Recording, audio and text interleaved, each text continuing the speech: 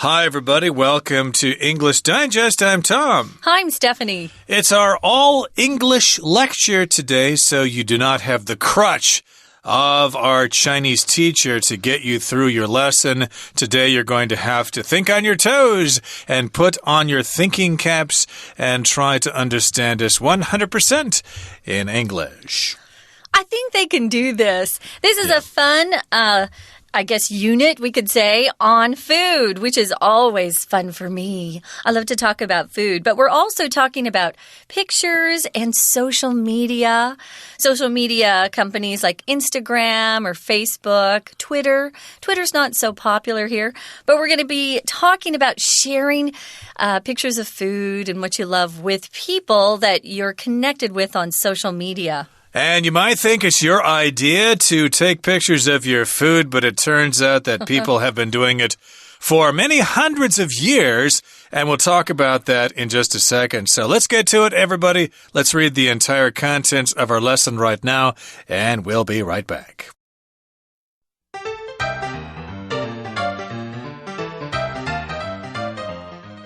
Log into Instagram or Facebook, and your feed is sure to be filled with one type of popular post: food photos. The pictures are often accompanied by boastful captions about the decadent dishes displayed. The food might be a complicated made-from-scratch meal or a mouth-watering course from a fancy new restaurant. Although an overwhelming number of food pictures flood today's social media platforms, food pictures are nothing new. In fact, they have been popular for centuries. The only difference lies in the fact that people formerly showed off their meals with paintings instead. Far before Instagram filters took off, still life paintings often featured dramatically lit feasts. Yet which foods in particular were displayed and why? The Cornell Food and Brand Lab set out to answer this question. To do so, researchers analyzed 140 European and American food paintings created from the years 1500 to 2000. Their findings showed that juicy, exotic, and lavish foods reigned supreme as subject matter. Among the foods that were painted, 76% of them were fruits, especially lemons, but only 19% contained vegetables. Over 54% depicted bread and pastries, and 39% showed meat or seafood, particularly lobster. The food items displayed were not only rarer but also more expensive and indulgent than other food products of that time. Indeed, more common foods such as chicken and eggs were almost completely absent. Not much has changed in regard to food pictures these days. Just as in the past, dishes that communicate status rather than a realistic diet take precedence. Successful food pictures don't feature microwaved dinners or basic grocery items. Instead, the photos reflect the meals society aspires to have, just as paintings once did. It seems our love affair with cuisine that is visually appealing rather than commonplace is nothing new. Okay, everybody, let's discuss the contents of our lesson in detail. The title today is Our Centuries-Old Love of Food Pictures. So we have this love, this admiration of food pictures, pictures of our food, and it is centuries old, which means we've had this love of food pictures for many hundreds of years. Yeah, we sure have. I think food is one of the best things we have in life. You know, it's fun. You can eat it. It tastes good. It looks good. I love food. So we're going to be talking about actually making a record of what you eat, whether it's by taking a photo or painting or drawing it. So let's take a look at the first sentence here. We're going to log in to Instagram or Facebook. These are two social media companies. Instagram is just focused mostly on photos. You can leave comments, but they're not very long. They should be kind of short. I like Instagram because I can get away from all the political posts on Facebook, which are really getting to be irritating. Now, if you log in, guys, you sit down at the computer, whether it's a laptop or maybe you're using your smartphone that's connected to the internet, or you're at a desk and you're using a desktop computer. If you log in, you type your password to get into your computer, get onto a site. I also hear people say log on. That's also correct. So you can log in or log on. And you're going to see your feed if you're on Facebook or Instagram. That's all the postings that are coming into your Facebook page that you've signaled to that company you're interested in. Maybe they're pictures from your friends or your family, things like that. That's your feed. Notice we're using it as a noun. You can make it plural, looking at different feeds on some sort of site, but typically it's singular, and it's going to be filled with one type of popular post, food photos. Most of my friends don't post food photos, so I don't see a lot of food photos. Yeah, I don't really like them either. I think they make food look like vomit myself. No! Indeed. No, I've studied photography before and composition and lighting and stuff, and most people get it wrong, okay? 90% of the time, the food photos are pretty bad. I think they could improve them with some decent lighting and some ideas of composition, where to place things in the picture, balance, stuff like that. Most people get it wrong, and therefore the food just doesn't look appealing to me. I guess that's probably not their fault, really, because in restaurants, the lighting is bad to begin with at their tables and stuff. So, but in any case, I don't like food photos, but a lot of people do. They do. And the pictures are often accompanied by boastful captions about the decadent dishes displayed. So, of course, if people put pictures of food on Facebook or Instagram, they include a caption which is boastful. Boastful means you're bragging about it because you're traveling to some exotic country. Hey, I'm here traveling to this great place. You aren't. Aren't I wonderful? And so here, look at all these wonderful dishes we're having here, while you're back home still eating fried rice and noodles and stuff like that, or fried chicken and watermelon or whatever. So in any case here, yes, we've got these boastful captions. Aren't I wonderful? Aren't I great? And again, a caption is just a text that accompanies a picture. Right? And then also we've got the word decadent here. Decadent, that just means kind of like something you're not supposed to be doing? It's something that you're indulging in. It's kind of luxurious, perhaps.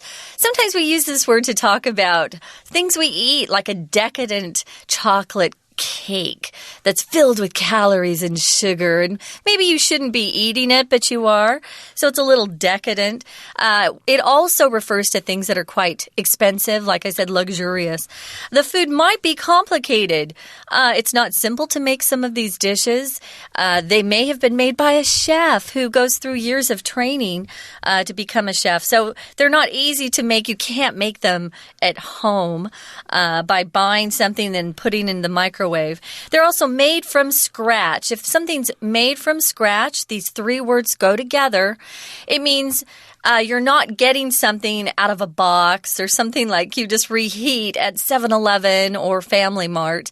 It's something that someone makes with very basic ingredients. We usually use this phrase to talk about baked goods, like a cake. It's made from scratch because cakes can be bought in a box and you just add oil and an egg.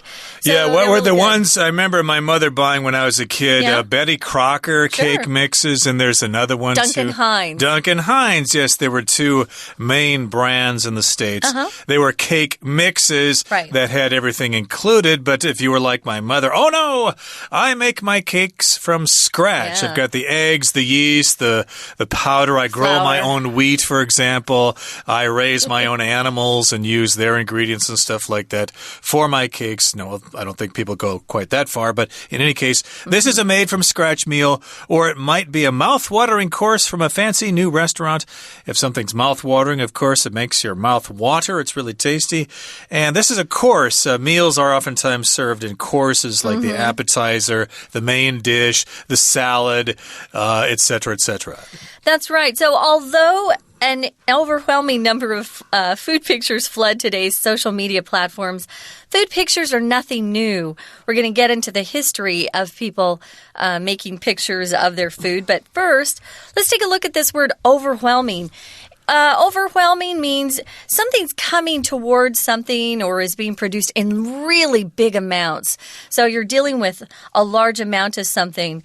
Sometimes we get at work and we have too much work. Our boss keeps giving us more before we've finished the earlier tasks and we feel overwhelmed. The work is overwhelming. I can't take it. Well, here we've got an overwhelming number of food pictures today that are flooding these social media platforms we were talking about. Now, if you flood something, again, you're talking about something coming in large numbers. We usually use this to talk about water, right? The water's flooding, or there was a flood after a big rainstorm. Here, it just means something that just, again, is coming in too quickly. You can't deal with it. So people obviously are enjoying taking pictures of their food these days. They certainly are, and they don't show any signs of stopping, do they? So yes, indeed, these pictures are flooding our social media platforms like Facebook, Instagram, Twitter, etc. But you might be surprised to find out that food pictures are nothing new. They've been around for quite some time. In fact, they have been popular for centuries, not just 10 or 20 years, or even as long as the history of photography, but it even goes before that.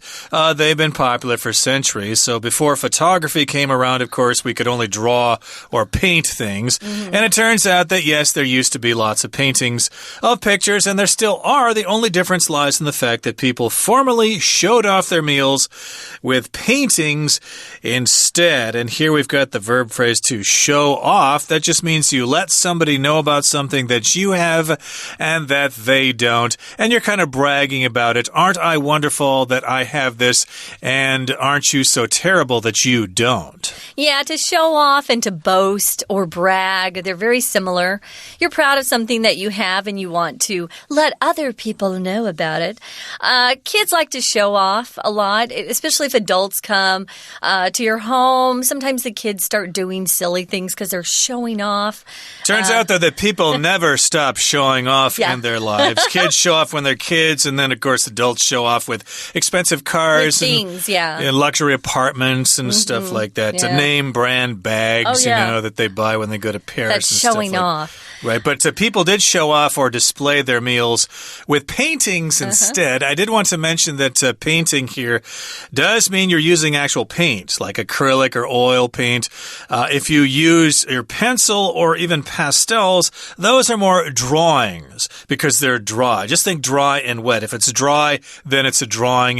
If it's wet, then it's a painting. Right. That's a good point. Now, into the next paragraph, it says, far before Instagram filters took off, still life paintings often featured dramatically lit feasts.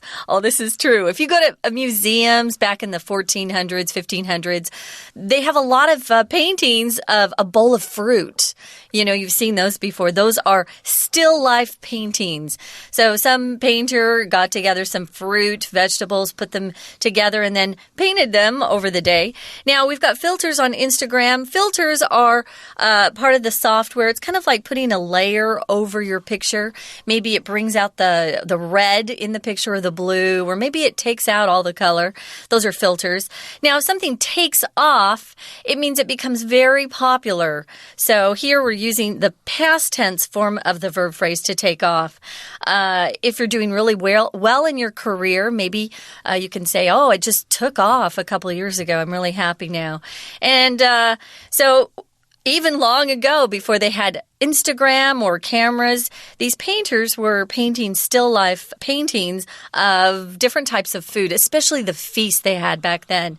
They had a lot of food if they were royalty, especially the kings. They would have some of their dinners painted to represent how much great food they got to eat. Absolutely. And of course, these were trained artists, okay, not just any old Tom, Dick, or Jane with a smartphone pointing it at their food that they ordered from some some restaurant in Bangkok or something. These people were trained, and so they knew how to paint, but they also understood composition and lighting and stuff like that, as I've mentioned before. So, of course, these paintings looked quite good. They were dramatically lit with the lighting in the right place, and good balance to the colors and the composition and stuff like that. These were fine paintings of food that you really wanted to look at. Yet, which foods in particular were displayed and why? We're going to talk about that. Right now, it's a pretty good time to take a break. Just a break, no Chinese teacher. We'll be right back.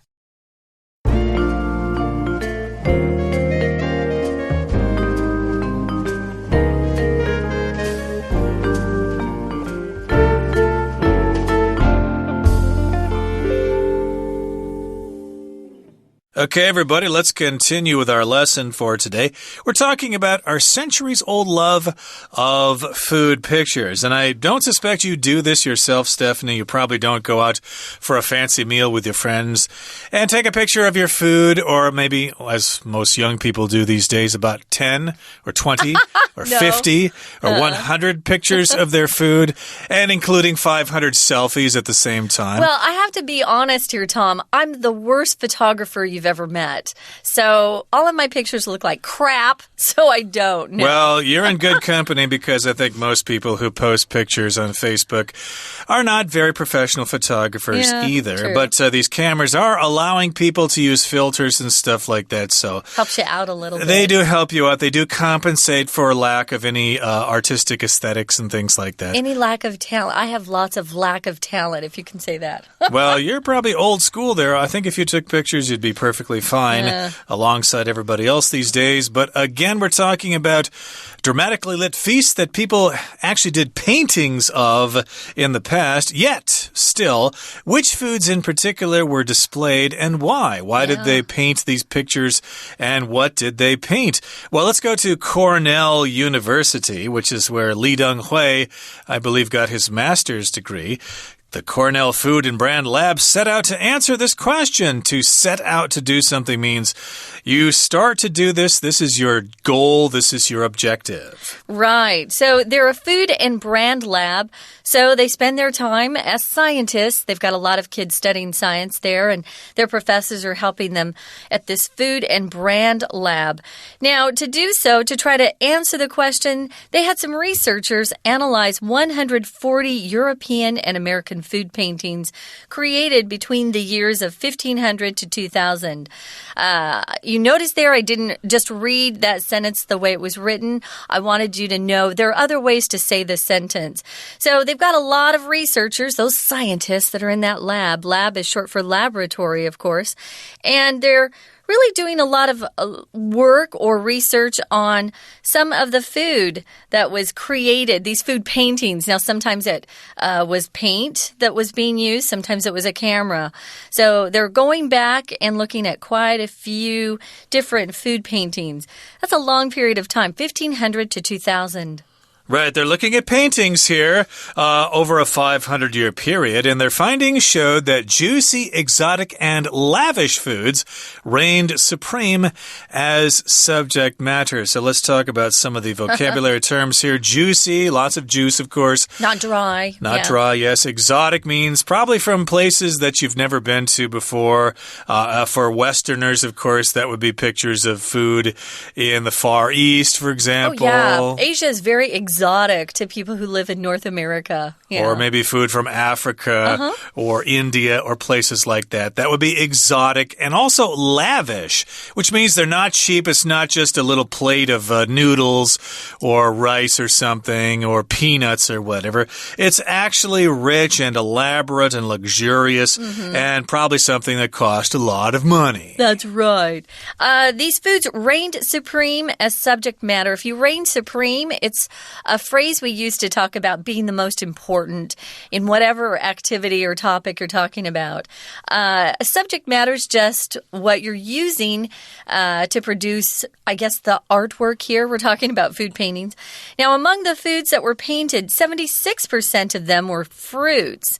This is true, especially way back, in the 1500s. I don't remember seeing a lot of vegetables, although you'd see like a turkey or a chicken that was roasted. But I just think of fruits a lot when I think of these still life paintings, especially lemons for some reason. Maybe they were considered more unique and exotic back then. But only 19% contain vegetables. Yeah, they're kind of boring. They're boring to eat, too, let's be honest. So over 54% of these food paintings depicted bread and pastries. Yummy. Wow. Those were kind of cool way back when. It was hard to get a hold of sugar, if you remember back in the 1500s.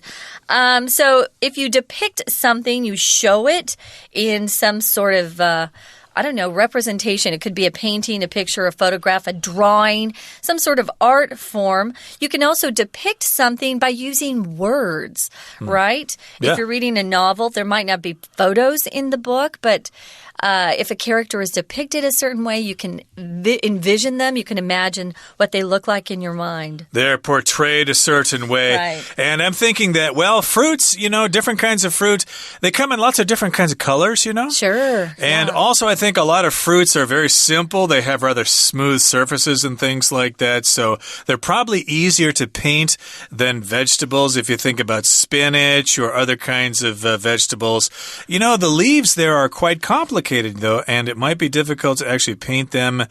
And bread and pastries, of course, oftentimes are kind of a status symbol, if you can get some great, croquettes or something, or croissant or something like that. Wow, you're really cool. You can eat that stuff. So, of course, a lot of bread and pastries were depicted. And also 39% showed meat or seafood, especially lobster. Oh. Lobster, yeah, that's kind of luxury. If you've had some lobster, you're like pretty cool. I love lobster. And lobster, of course, is nice and red, of course. And the food items displayed were not only rarer, but also more expensive and indulgent than other food products of that time. Now, in this sentence here, of course, again, we've got that pattern, not only, but also. We've talked about this pattern before. I remember you saying that maybe your students tend to overuse this particular pattern. Yeah, my advice is if you're writing a paper, or, whether it's for school, maybe it's a report, please don't use this more than once. I hear people use it constantly, I should say. If you're writing something, only use it once and try to come up with another way to say the same thing. But yeah, people in Taiwan are very good at this particular grammar phrase. It's very common in Chinese, so naturally they would try to use it when speaking English. So yeah, use it once and then try to use other ways to describe things.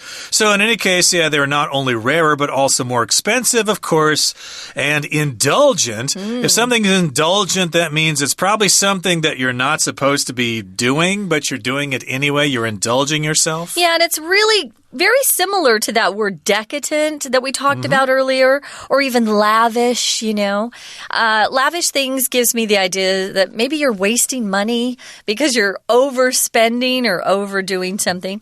So yeah, indulgent. If you indulge, we often indulge children in what they want, and some of them become spoiled because they want too much stuff. So indulge. If you indulge yourself, you give yourself something that maybe typically you don't do or eat. I try not to eat, sweet foods all the time. But if I indulge myself, I might want to get a piece of cake. So they were expensive, rare, and food types or food products that they didn't usually get their hands on. They were special. It was a treat. Exactly. And indeed, more common foods such as chicken and eggs were almost completely absent. Yeah, eggs, we have them pretty much all the time. Chicken, we see that all the time. It's a very common meat. So, yeah, they're common. They're not exotic at all. They're not expensive. They're not indulgent. They're not decadent. So, who wants to paint pictures of chicken and eggs? Well, yeah, people don't post photos on Facebook or Instagram of a bowl of noodles or a bowl of breakfast cereal. Who cares? A bowl of Cheerios, yeah. Like, who cares? Yeah. Now, here's the last paragraph here. It said, not much has changed in regard to food pictures these days. If you use that phrase in regard to, it means that's the topic that follows. So not much has changed if you're talking about, which we are, food pictures. So not much has changed in regard to food pictures. Just as in the past, Dishes that communicate status rather than a realistic diet take precedence. Oh, that's true. Now, if you're communicating your status, you're kind of letting people know, maybe through word or action, or, for example, here, food pictures, what your status is, how much money you make, or how important you are.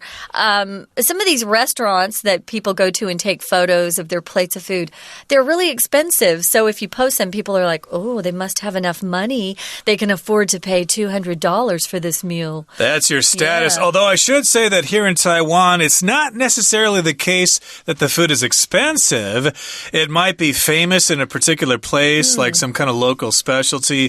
And you've got lots of pictures of those things, but they're not necessarily expensive. And you're not going to see pictures of a realistic diet, what we're mostly eating. Hardly anybody will post a picture of a xiaobing youtiao or whatever, or an apple or something like that. Unless they're a foreigner and they, Taiwan's food is very exotic to them. Exactly. Yeah. We would do that as foreigners. But yes, these things that communicate status or maybe knowledge or something, being cool in the mind, those things take precedence. They have priority. And successful food pictures don't feature microwave dinners or basic grocery items. That's true. You're not going to take pictures of boring things like that. Microwave popcorn, for example. You won't see pictures of that. Or the instant noodles that we buy and add water to. Pao mian, yeah. You won't see that. Sure. Instead, the photos reflect the meals society aspires to have, just as paintings once did. So if you aspire to have something or to get something, that means you have this desire. That's where your hopes and dreams are directed. Right. You can aspire to become a famous surgeon, or you can aspire to be a famous actor. Those are dreams that you have that you want to achieve someday. Isn't that the name of a computer, like the Acer Aspire or something like that? It is.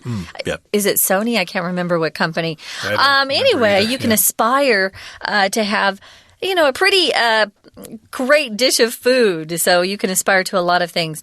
Now, it seems that our love affair with cuisine that is visually appealing rather than commonplace is nothing new. This has been going on for a long time. You can have a love affair with lots of things. A love affair doesn't have to just be love between a guy and a girl. It can be, I have a love affair with my Yankees. I love them. So well, when they're winning, you do. That's true. So, yeah, you can have a love affair with something you really love. Maybe it's a hobby that you have. A lot of people, though, have a love affair with food, with cuisine. Cuisine refers to a style or method of cooking, especially one that's coming from a particular country or region. We have regions here that have different food. I found that Tainan's food is very sweet. Wasn't used to that when I went down there. So you can have cuisine even from different small regions of a country. Yep, indeed. Hakka cuisine, for example, can be a wonderful treat if you want something new and interesting. And, of course, they're visually appealing rather than commonplace. That's nothing new. Commonplace just means common, ordinary. Like I said, just ordinary breakfast sandwiches or something like that. Or for us, bacon and eggs, that's pretty commonplace. Yeah. You wouldn't see a lot of pictures of that on Facebook in the United States. Okay, guys, I was going to say we're going to listen once more time to our Chinese teacher, but we're not. We hope that you'll spend some time with some of these words. They're great words for TOEIC tests for sure. But we have to wrap up, Tom. We do. Let's wrap up right now, and then we'll have a meal and try to take some decent pictures of our food and post it on various social platforms. But from all of us here at English Digest, my name is Tom. And I'm Stephanie. See you later.